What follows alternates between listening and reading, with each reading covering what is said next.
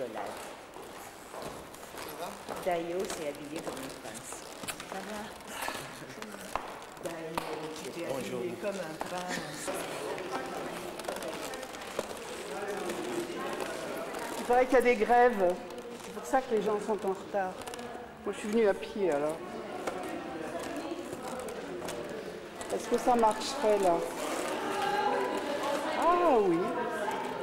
Je me disais, il n'y a pas assez de lumière, mais... Oui, moi aussi, c'est un peu à contre-jour. C'est un peu à contre-jour, mais c'est quand même... En s'approchant, oui. Vous avez du bon matériel. Ah bah oui, en effet. C'est même plus lumineux chez vous que sur l'original.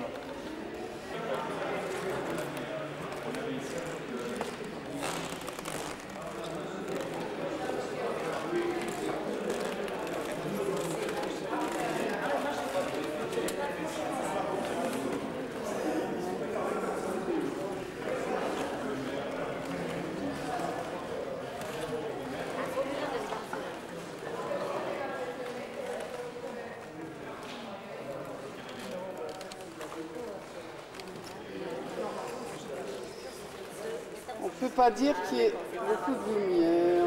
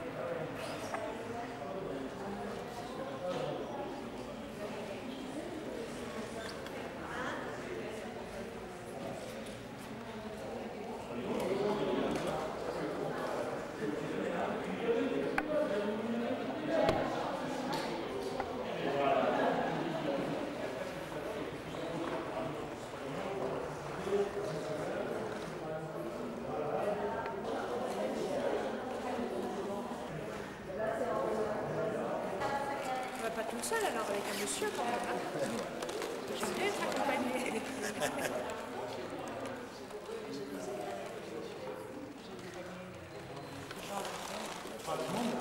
On va s'approcher, on va pas prendre de micro. Oh, parce qu'on n'est pas très nombreux aussi, c'est peut-être une grande groupe. Voilà. Madame Jonquière, on est là dans le gouvernement. Bienvenue à l'hôtel de ville. Mon nom est bien entendu, surtout le nom du maire de Paris, le patron de la Vouée. Alors, c'est à la demande de plusieurs associations, de personnalités qui organisent le colloque 5 siècles d'esclavage guidé.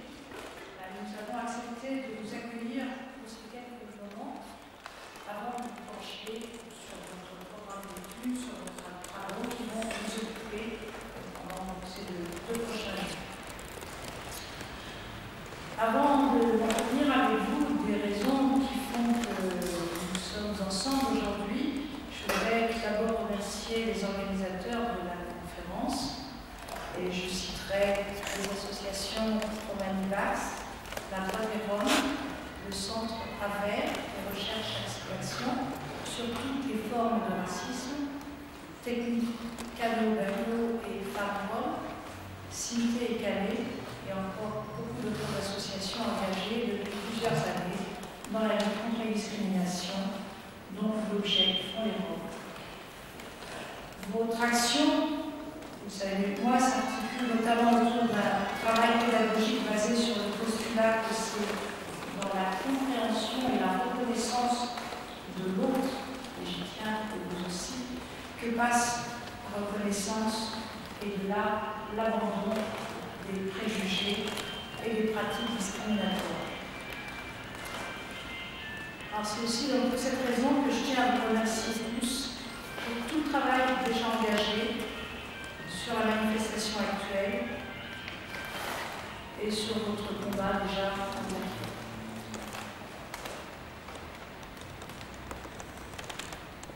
De l'étude de l'histoire très difficile, très longtemps occultée, doivent surgir aussi les leçons pour une meilleure écoute des peuples, et encore une fois, comme vous le disiez vous aussi, une meilleure prise en compte de l'autre dans son histoire spécifique.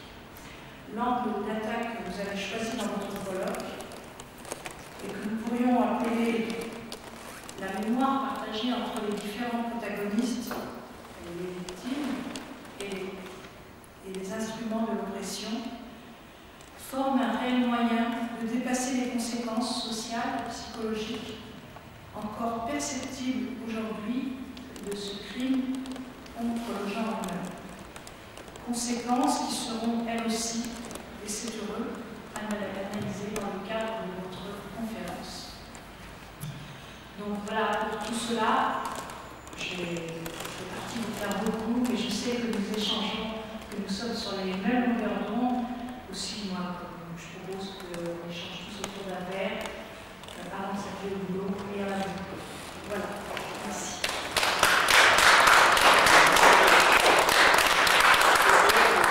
Quelques mots pour orienter un petit peu le focus de cette exposition et de ce travail. Non, je pense que tout le monde entend. Bon, bien sûr, il est toujours de tradition de remercier l'hôte qui nous accueille, et je ne veux pas manquer évidemment à ce plaisir, même si dans les communications, jusqu'au dernier moment, on a eu des dysfonctionnements qui ont dû nous obliger à repousser d'un mois le colloque. Et pour cette raison, nous sommes peu nombreux comme participants. Beaucoup de personnes de Moldavie, de Moldova en particulier, ont dû envoyer leur contribution par email, mais nous espérons que c'est déjà un travail un début de coopération.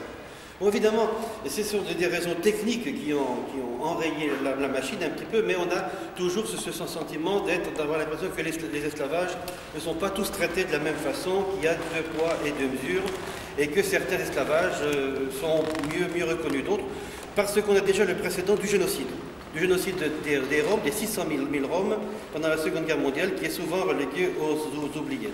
Donc on a un petit peu un sentiment d'inachevé. Mais ce que je veux ajouter, c'est que la mairie de Paris est la seule en France à avoir accepté d'ouvrir ses portes, à avoir ouvert ses yeux, ses oreilles, son cœur, et c'est la seule, c'est la première institution publique au monde à avoir donné le lieu de la célébration d'un événement relatif à l'affranchissement des esclaves roms de Munténie. Vous voyez le contour sur les cartes de la Munténie. L'abolition est intervenue le 20 février, quelques mois après celle de la Moldavie, le 18 novembre. Le 18 novembre, pour les raisons aussi d'incompréhension, on n'a pas pu faire à l'université cette célébration. On l'a faite sur un terrain de réfugiés à Saint-Denis, sous la bretelle de l'autoroute. Mais on a pu être en communication avec les gens présents, étaient des Roms dont les ancêtres avaient été esclaves, et l'un m'a dit que parmi les plus âgés, certains ont connu dans leur jeunesse des Roms qui étaient nés esclaves. Il faut comprendre ces mécanismes. Il faut un certain temps de latence avant de prendre en considération toute nouvelle information. Une information qui est continuellement occultée, comme beaucoup d'autres, concernant le peuple rom. Alors il a été demandé de ne pas stigmatiser, comme on dit, la Roumanie, c'était inutile parce qu'avant tout, nous souhaitons rendre hommage aux Roumains progressistes, et c'est l'axe principal de ce colloque, rendre hommage aux Roumains progressistes qui ont combattu l'esclavage dans leur pays.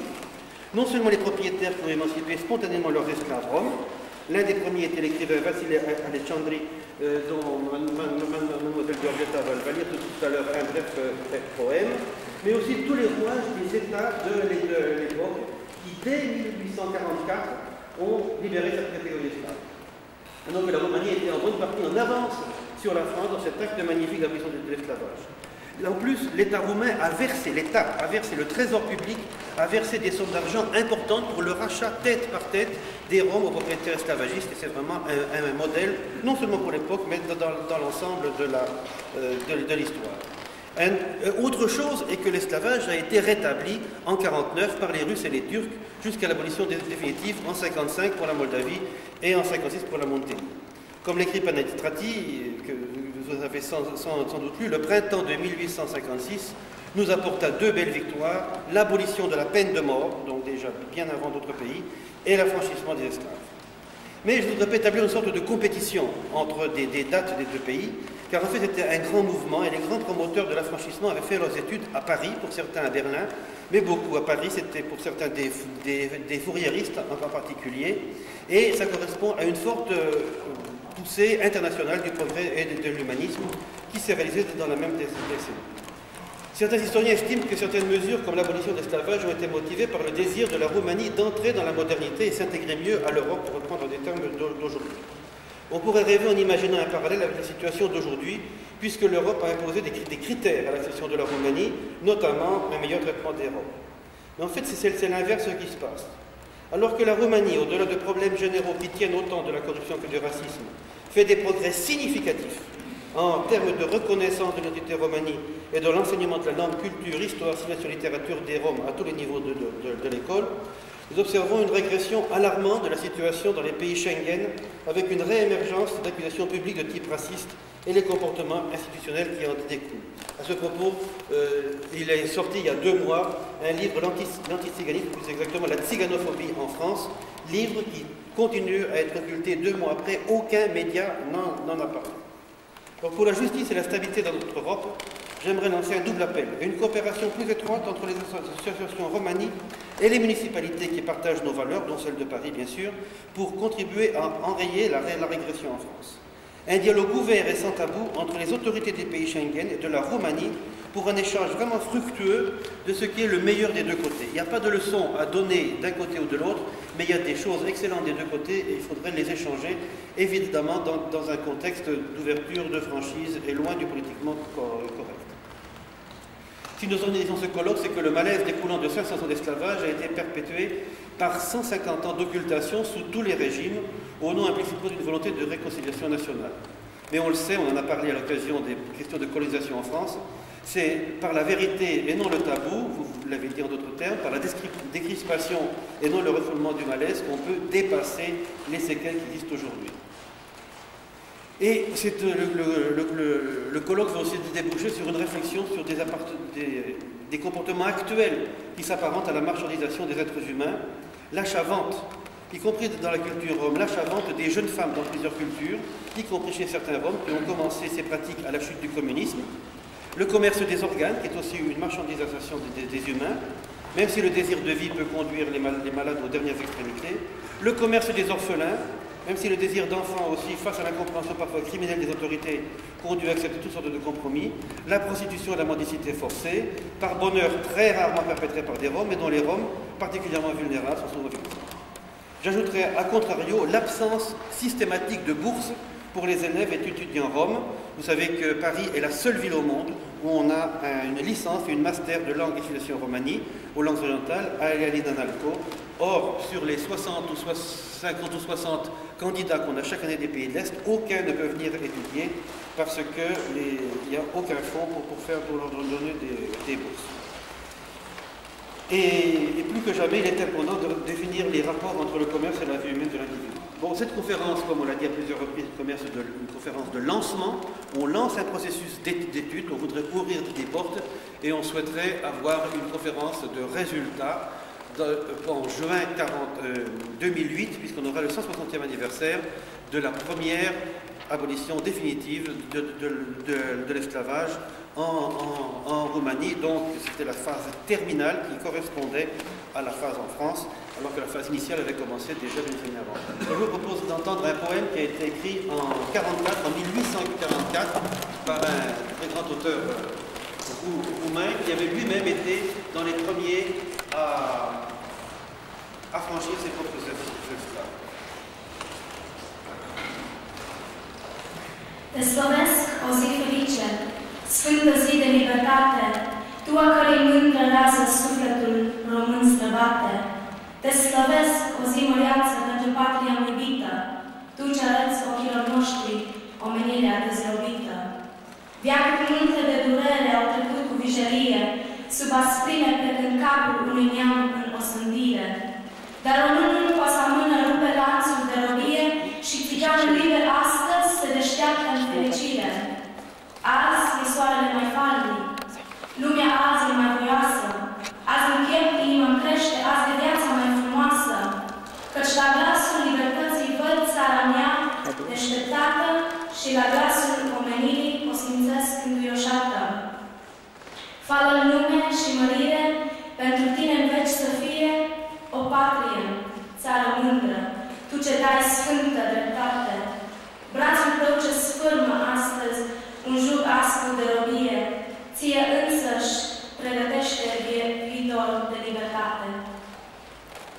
Ça va je vais lire une traduction rapide et pas littéraire que j'ai faite, et qui montre bien le ton de l'époque. Je te célèbre ô jour bienheureux, jour sacré de liberté. Toi dont l'éclat magnifique traverse l'âme roumaine, je te célèbre, ô jour auguste pour ma bien-aimée patrie, toi qui te lèves et montres à nos yeux l'humanité libérée. Bien des siècles de souffrance sont passés avec rage, courbant sous les tourments la tête d'une nation en réclusion, mais le roumain de sa propre main brise les fers de l'esclavage, et le tzigane aujourd'hui libre se réveille radieux de joie. Aujourd'hui le soleil est plus éclatant. Le monde en ce jour a plus de fougue. En mon sein, mon cœur s'épanouit, ma vie trouve sa plénitude, car à l'appel de la liberté, je vois mon pays qui s'éveille, et à l'appel de l'humanité, je le sens attendri. Gloire et honneur te soient rendus dans les siècles à jamais, ô ma patrie terre sublime, toi qui dispenses la sainte justice, ton bras qui anéantit en ce jour le joug brutal de l'esclavage, sache-le te prépare par là même un avenir de liberté. Vassile Alexandrie, 31 janvier 1844. Bravo, bravo.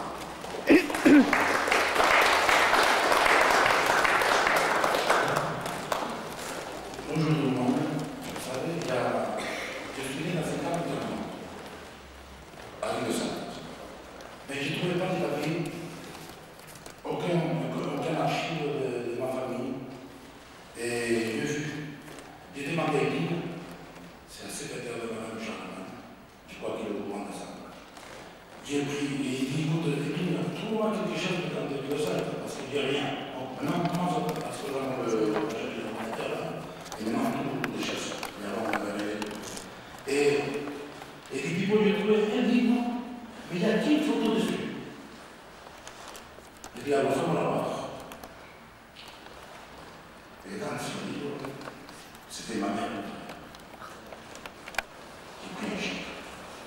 Je commence à chercher mon enfant. Je suis aux 5 ans, vous savez, c'est bien pour les gens qui ont 50 ans, mais j'étais obligé de pleurer.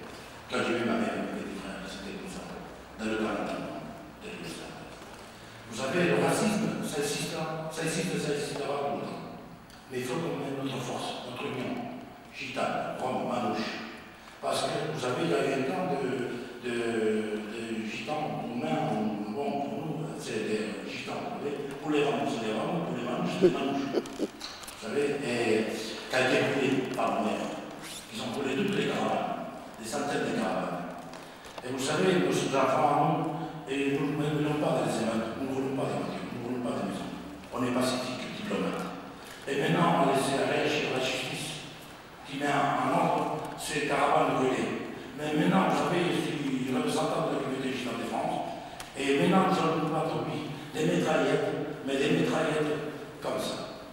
Des 150 000 mitraillettes comme ça. C'est avec ça qu'on parle de battre. Avec tous les mecs qui sont racistes, qui ne sont pas légitimes.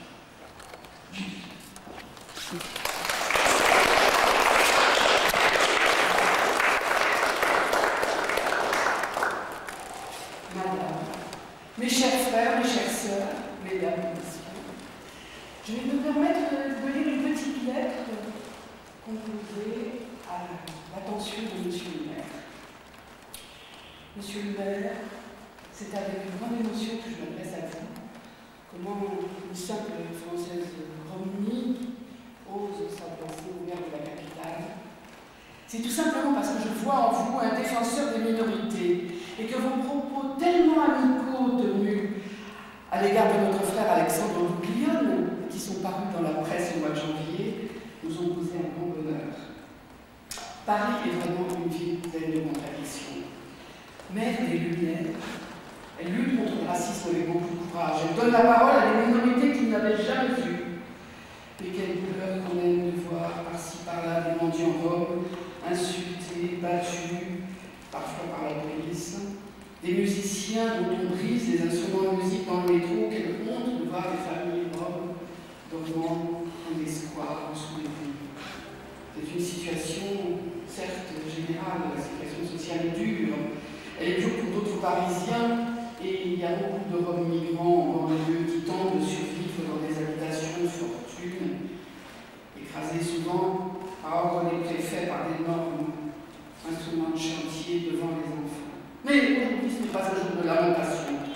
Au contraire, c'est une très grande date pour tous les Roms et pour tous les défenseurs de liberté. Le 150e anniversaire de l'abolition de l'esclavage des Roms en Roumanie, qui n'était pas encore la Roumanie unifiée, c'était les provinces de Monténie et de Moldavie. Mais un jour, les Roumains ont rayé d'un trait de plume cette honte qui avait fait de nos frères un bétail vendu sur les marchés. Une honte de 5 siècles, une abolition dans laquelle Paris a pris une grande part. Car les intellectuels roumains les plus raffinés de l'époque aimaient Paris, faisaient leurs études à Paris, et ils lisaient les passions de grands auteurs, de grands polémistes, et toutes les idées de la Révolution de 48 ont été pour eux un détonateur qui les a poussés à exiger la fin de cette époque de malheur. Et le rôle de Paris dans le domaine de la culture, de l'éducation, des idées, ne s'est pas amenuisé avec les siècles. Paris est avec Bucarest la seule ville d'Europe où notre langue, le romani, est enseignée à un niveau universitaire à l'INALCO, où on peut passer une licence et bientôt un master. Les autres pays tardent un peu, mais il faut que nous soyons un exemple. Il faut dire, enseigner, faire connaître la langue et la littérature. C'est à Paris que viennent les Roms français se perfectionner dans leur langue, connaître leur passé et en savoir plus grâce à des séminaires réguliers qui les traitent des sujets divers, l'origine des Roms en Inde, notre musique, la littérature, la divination. Je vois ici une spécialiste de la divination. Les tribunaux coutumiers, les rites de Pâques, les rites de mariage, le quotidien des Roms vivant dans tous les pays qui sont installés. C'est à Paris que beaucoup de jeunes Roms de tous les pays d'Europe viennent par faire leur connaissance, bien que les bourses d'études soient encore très rares. Depuis 15 ans, cet enseignement a commencé tout d'abord modestement avec des cours de conversation par André Barthélemy, puis avec le lexique, calérage français, de Georges Calvet, et maintenant en dispensant des connaissances très pointues grâce à monsieur le professeur Coutial en linguistique, dialectologie, musicologie, histoire, et dans le domaine européen, aidé en cela par M. Millet, car les Roms, peuple transnational sans territoire compact, sont bien le premier peuple pan-européen. Enfin, pour notre plaisir, on l'a voulu bien pour le nôtre aussi, les plus grands cirques roms, Bouglione, Simbo, comme moi, et Grus, Aliosité, Zalaka, Fratelli, je passe, ont bénéficié de l'hospitalité de Paris, complétant le plaisir des concerts de flamenco, du jazz manouche et de la créativité explosive des musiciens des pays de l'Est. Alors quel serait notre bonheur si nous pouvions un jour être reçus ici pour faire une grande exposition mais une grande, avec exposition de photos, de récitation de poèmes, de prose, de théâtre, car trop peu nombreux sont encore les gens de bonne foi qui s'imaginent que la langue romanie ne s'écrit pas. Des rencontres musicales, des rencontres amicales, avec des universitaires, des politiques, des jeunes, tous seraient naturellement mis en ordre au travail de monde, purement, afin que personne n'oublie le rôle de Paris dans ce pas capital de la liberté et de la reconnaissance d'un peuple souffrant. Tout n'est pas facile dans la vie de Rome, mais être reconnu par la mairie de la capitale le jour de la commémoration de l'abolition de l'esclavage de nos frères, en ces temps où on se souvient de la tragédie que furent d'autres esclavages, notamment celle du peuple noir, est pour nous une grande valorisation. Notre servitude est enfin reconnue comme celle d'autres peuples, puisqu'hélas, cette pratique inhumaine et vieille, comme le monde a été une tragédie pour bien d'autres peuples. Ces quelques mots sont peut-être simplets, mais c'est un cri du cœur. Madame, Monsieur le maire, si vous nous permettez de fêter ensemble, après l'abolition de l'esclavage des Roms, leur culture et leur jeune littérature, notre bonheur et notre reconnaissance seraient sans limite. En espérant ne pas vous avoir ennuyé par ces quelques considérations et l'expression d'une certaine tristesse de cette minorité qui connaît encore bien des difficultés, quoiqu'elle soit bien reconnue quand elle joue de la musique et qu'elle danse, mais dont on ne connaît pas encore l'histoire et la culture, nous vous disons, Madame, Monsieur le maire, Messieurs, Mesdames, Théodore Elsa Barthalet.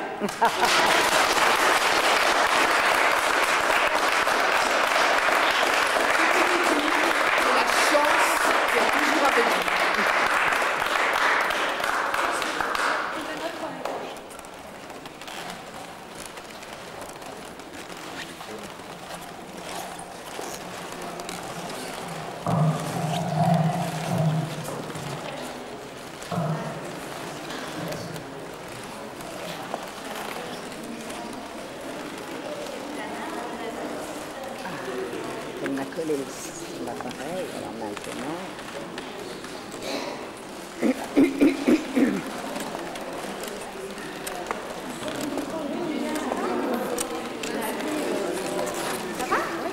Bonjour. Je t'invite à aller te faire connaître auprès de la représentante du maire. Viens lui parler. Si je ne me trompe pas, suivant la suite, il faut que vous me disiez la situation de la question. Alors d'abord, merci beaucoup à Dominique et toute son équipe de nous avoir accueillis ici. Et ce n'est pas un merci de circonstance, c'est le merci des chiens errants qui sont chassés de partout. Certains ont eu une grande carrière, après ça ils sont devenus des sauveurs mondiaux, mais pas tout le monde. Pour l'instant on est encore au début de la carrière, on ne sait pas comment ça va faire. D'ailleurs, il faut que j'ajoute cette librairie sur le site de l'INALCO, parmi les librairies qui vendent des livres dans toutes ces langues. J'ai bien l'impression qu'il n'est pas sur le site de l'INALCO. La situation de la question, je vais présenter de façon pas du tout académique, mais en fonction des difficultés, de l'écho entre le passé et le présent. La première chose, c'est que, vous le verrez au cours des exposés, les Roms ont été réduits en esclavage à partir dans les deux provinces. Oh là, j'aurais dû mettre les cartes quand même. Si vous permettez, je vais quand même prendre je vais au moins prendre cette carte et puis je vais vous donner le portrait de cette adorable jeune Romnie. On va les mettre comme ça. Un État unitaire comme aujourd'hui. Elle était divisée en une série de petites structures, notamment notamment trois grandes principautés et puis des pachalocs à droite et à gauche. On traitera ces questions au fur et à mesure dans les interventions. Mais l'essentiel de la Roumanie d'aujourd'hui était partagé entre trois grandes principautés, l'une qui était la Transylvanie et qui relevait de la couronne autrichienne, dans laquelle il n'y a jamais eu d'esclavage. Et dans ces conditions, on en parlera très peu dans le contexte de ces conférences. Mais les deux autres principautés sont la principauté de Munteni au sud, de couleur verte, jusqu'au Danube, qui correspond au sud de la Roumanie d'aujourd'hui, qui est une couronne indépendante, et à l'est, la principauté de Moldavie, qui ne correspond pas au Moldova d'aujourd'hui. C'est la raison pour laquelle la Moldavie d'aujourd'hui, la République de Moldavie, s'appelle République de Moldova, pour qu'il n'y ait pas de confusion entre la principauté d'autrefois, qui englobait la Bassarabie, c'est-à-dire la partie cisdniestrienne de la Moldavie, du Moldova d'aujourd'hui, plus toute la Moldavie de Iași, c'est-à-dire les capitales de la Moldavie de l'époque.